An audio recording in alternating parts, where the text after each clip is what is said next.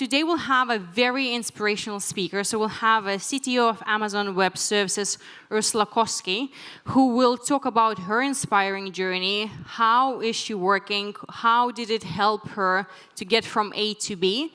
And without further ado, I do expect everyone to give a very massive round of applause. After all of you had lunch, you have the energy, to Ursula Koski, CTO of Amazon Web Services.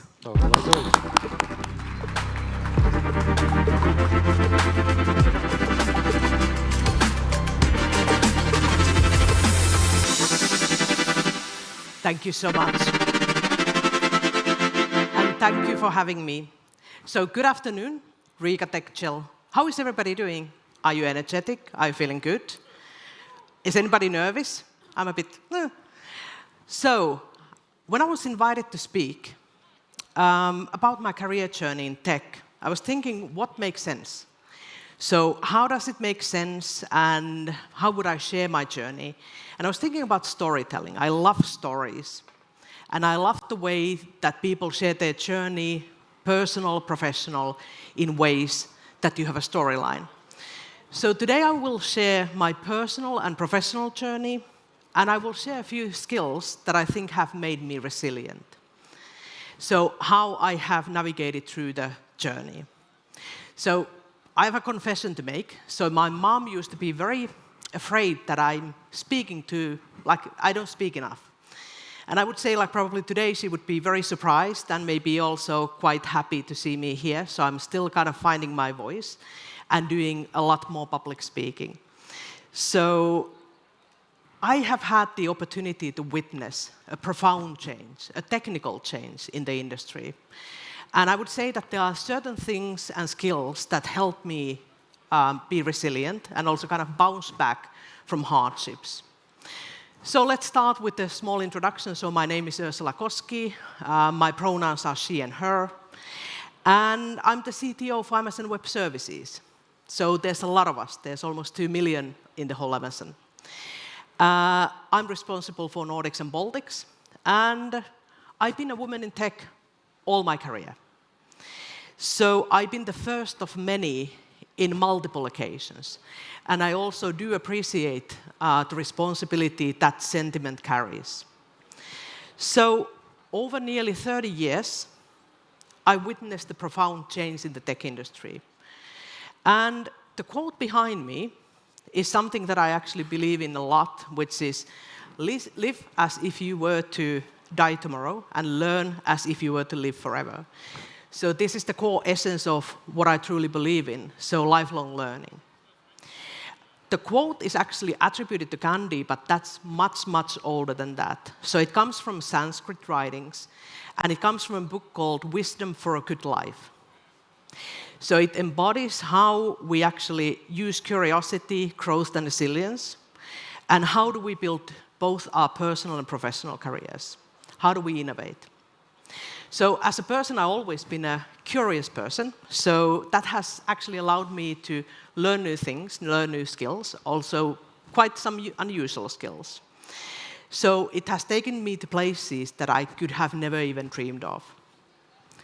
So I would say that starting my career, there was no path, because there was really no examples of women in tech, or not too many of them.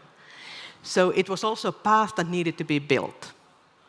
And that building happens through trying, failing, and sometimes failing again and again once you find your own path. So you have to step out of your comfort zone. But how do you do that? And somebody asked me, is that typical for you? Are you that kind of person who really likes to step out of their comfort zone? No, not at all. So I hated failing. So that was basically one of the biggest things that was holding me back. So learning to experiment using the trial and error was very much a hard skill for me to learn. So all the things that we're going to talk about don't apply just for the boardroom, they apply to the personal lives too. So today I'm standing in front of you, but if you look at the statistics, I shouldn't be.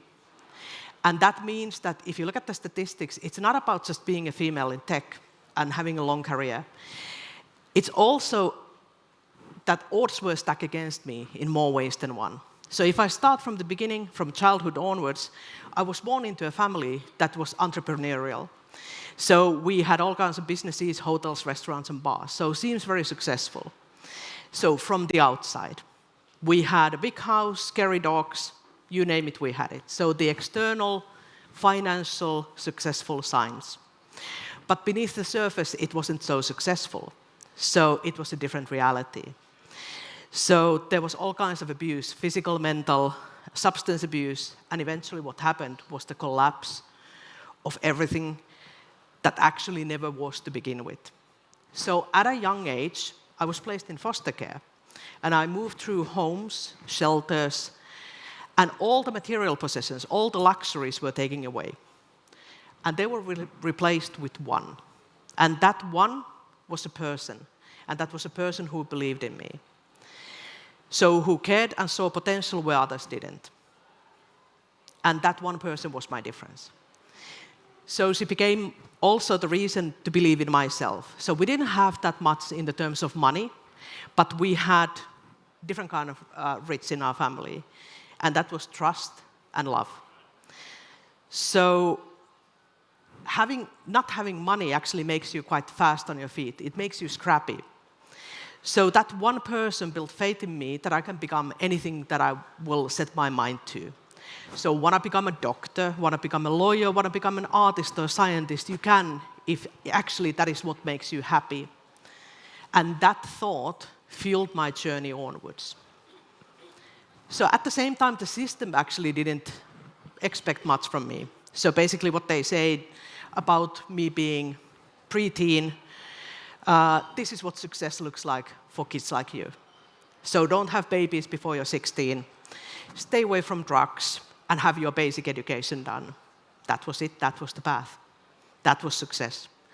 And I wholeheartedly disagreed with all of it. So I was fortunate that I found my passion also for technology quite early on. So I knew what I love. And I found a path to develop my skills. But I had challenges. I hadn't actually discovered a way for me to learn and to actually access the skills that I have because I have a somewhat peculiar brain. And that made my journey harder. So talent wasn't enough, and I knew I needed guidance. So one day, being pretty much in the middle of my teen years, teachers sat me down to a very uncomfortable reality check.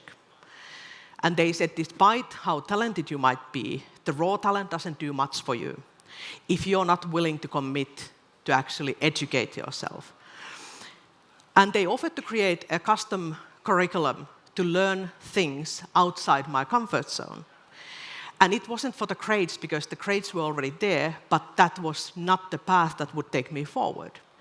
So they offered continuous progress. They also found a sponsor for me. So sponsors and mentors have been a big part of my journey.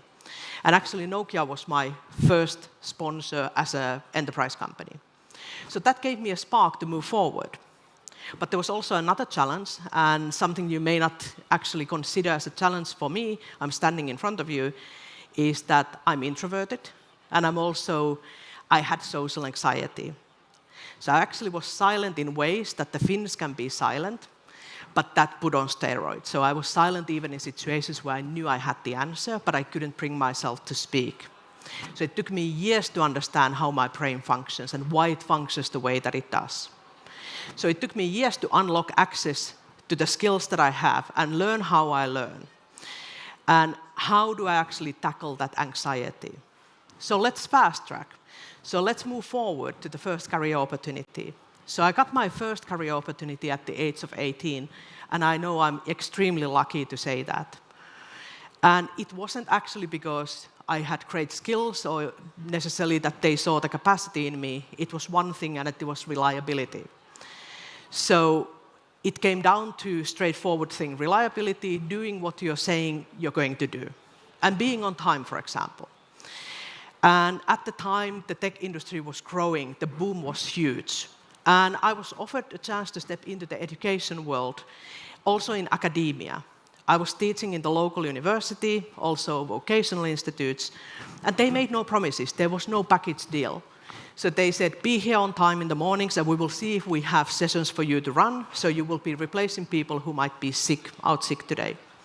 So I covered everything, from my favorite topics, from programming to graphic designs, to things far outside my comfort zone. So for example, technical drawing. And it actually gave me that progress that I wanted to see. So at the age of 20, I was so lucky that I landed the tenure. So sometimes you see that the opportunity is not neatly packaged, and you have to show up. But if we go forward from that and look at what happened next, was that fast forward to 2000, I got a call to interview for a position at Siemens Germany. And the position came with a bonus, not necessarily as money, but education. And access to training program that would be very hard to get into if you didn't have that sponsorship. And I knew I had to take that opportunity. So I let go of the security of the guaranteed job, and I actually jumped. And my colleagues at the time thought I was nuts. Why would you leave? You have a career, you have a tenure, why would you leave? But I knew in order to grow, I needed to take that opportunity, that leap. And it feels sometimes like leaping out of an airplane. So was the tech industry beautiful and balanced and nice in the beginning of 2000? Absolutely not. So there was the dot-com crash, there was the volatility of the stock market, and we had changes happening around us that shook us to our core. So if we go to September 11, 2001, when the Twin Towers fell, I felt it on my own skin, what it's like to come back from a journey when you're youthful and happy and young, and I had to travel back from the adventures, not knowing if my team got out in time. So not knowing who's hurt and who's dead. So we lost the sense of safety, and the world changed around us. So from Siemens onwards, I eventually moved forward, and I actually went into a startup life. And I have to say, not all the risks always pay off. So we had a startup with brilliant minds, and we had groundbreaking ideas, fantastic, amazing. The only thing was that we were able to get a first funding that was about 2 million.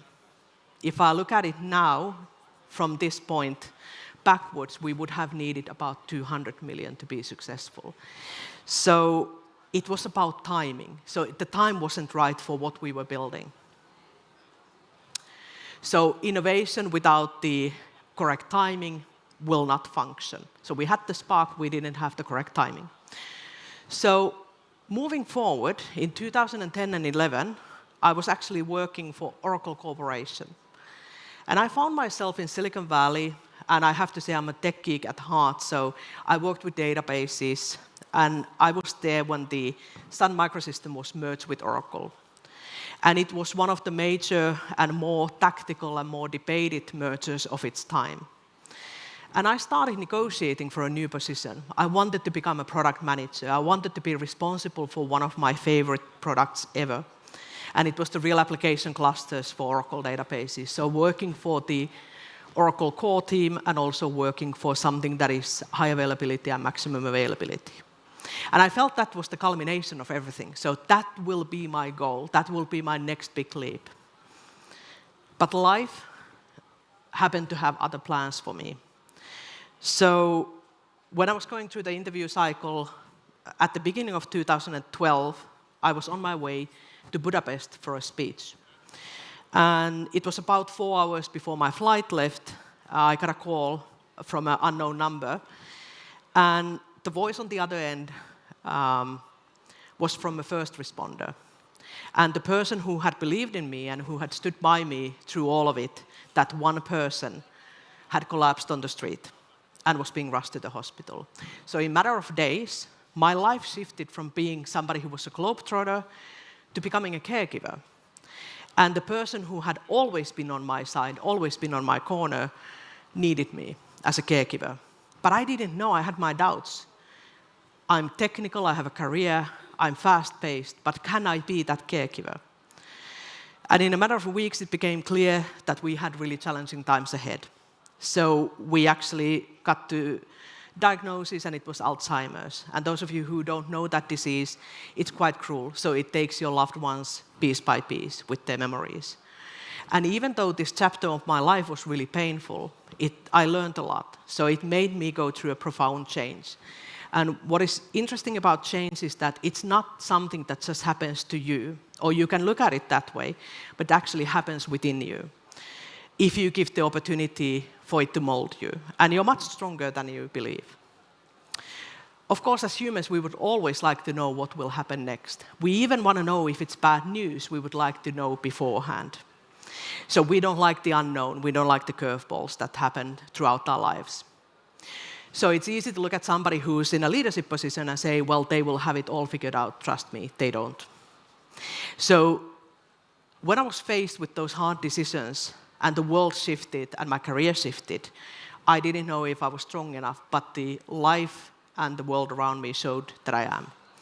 So when I returned to my professional life, I noticed that my perspective had shifted on a fundamental level. And perspective is everything. How do you look at life around you? Are you actually somebody that the life is happening to, or is it something that you allowed it to change you, to mold you, to make you better? So we know life is not linear, and there's a lot of learning. So I was thinking, what does it make sense? Like, what do I want to share with you today? So I would actually love to give you 5 key takeaways from along my journey. And I would start with the perspective that we have on the screen behind me. So the world shapes your reality, but the challenge is that you sometimes believe things that are not correct. So look at the thought loops you have. How do you see yourself? Specifically, how do you see the world around you? How do you see people around you? So have a think about what is causing you to look at negative or positive sides of the world. How do you see yourself, and how do you teach your kids, if you have kids, how they look at themselves? Also, pace. One of the most important learnings I've had so far is how do you slow down your thinking? So if you're forced to make quick and reactive decisions, so you will need to give an answer right now, here, on the spot, most likely that decision-making is not on your side. So the odds are stacked against you. So learn to say no when rush is being introduced into the picture. So take time to evaluate anything that you decide in life. And trust, for me, that has been one of the core pieces of my career and my whole professional journey. Do you trust the people around you? Do you trust yourself? Do you understand why you trust those people around you? Is it because they are similar, or because they share the same kind of values you do? So talk about those values. Have those hard conversations. How do you see the world? Why do you trust your team? And also be vulnerable enough to make changes, to make that decision of this is not good enough, we need to change things. And that allows you to grow as a professional and also as a person. Then one of the hardest things that for me, and I'm still struggling with it, is rest. So how do you learn how to rest, and when do you take rest when you need it?